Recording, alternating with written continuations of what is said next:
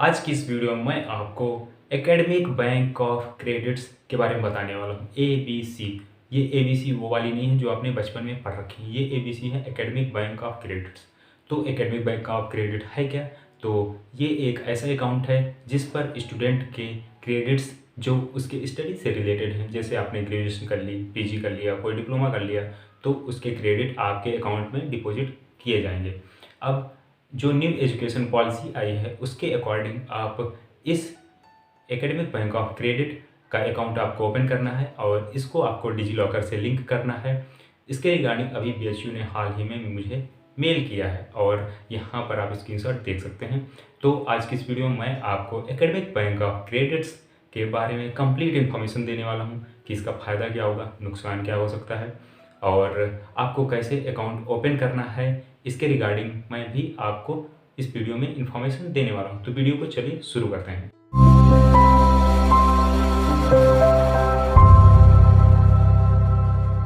Academic bank of credits का आपको पहले अकाउंट खोलना है। अब अकाउंट कैसे खोलना है इसका लिंक है और लिंक यहाँ पर दे रखा है मैंने, और ये आप डिस्क्रिप्शन में भी आपको लिंक मिल जाएगा। तो सबसे पहले आपको अकाउंट ओपन कर लेना है।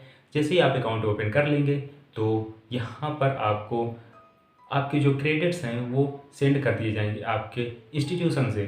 अब इसमें होगा क्या, जो न्यू एजुकेशन पॉलिसी आई है तो न्यू एजुकेशन पॉलिसी में ये कहा गया है कि आपको मल्टीपल एंट्री और मल्टीपल एग्जिट, मतलब आप किसी भी इंस्टीट्यूशन में किसी भी टाइम एडमिशन ले सकते हैं और वहाँ से एग्जिट भी कर सकते हैं, बाहर जा सकते हैं, आप बीच में ही पढ़ाई छोड़ सकते हैं। तो इसका ये फ़ायदा है। और जैसे आप मान लीजिए किसी इंस्टीट्यूशन X में आपने एडमिशन लिया और आपने वहाँ पर 1 सेमेस्टर 2 सेमेस्टर पढ़ाई करी, आपका पढ़ाई मन नहीं लगा, आप कोई जॉब करना चाहते हैं, आप कोई स्टार्टअप करना चाहते हैं, आप कोई दूसरी पढ़ाई करना चाहते हैं, किसी दूसरे एग्ज़ाम की तैयारी करना चाहते हैं, आप उस पढ़ाई को वहीं पर रोक सकते हैं।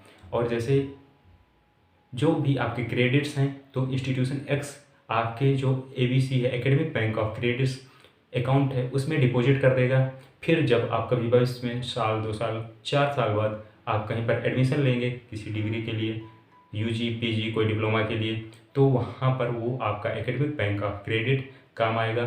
इसमें ट्रांसपेरेंसी रहेगी कि आपने पहले कहाँ पर पढ़ाई करी और आपने क्या क्रेडिट्स अर्न किए हैं। तो ये इसका सबसे बड़ा फ़ायदा है। अब एकेडमिक बैंक ऑफ क्रेडिट्स के नुकसान भी हो सकते हैं कुछ। तो यहाँ पर जो मुझे जेन्युइन सा नुकसान लगता है कि यहाँ पर लोग एक्सपेरिमेंट करेंगे, बच्चे एक्सपेरिमेंट करेंगे। जैसे ग्रेजुएशन के स्टूडेंट और PG के स्टूडेंट तो वो नहीं करेंगे। ग्रेजुएशन के स्टूडेंट ये एक्सपेरिमेंट कर सकते हैं कि वो साल भर 2 साल बाद कोई पढ़ाई करें फिर बीच में छोड़ दें।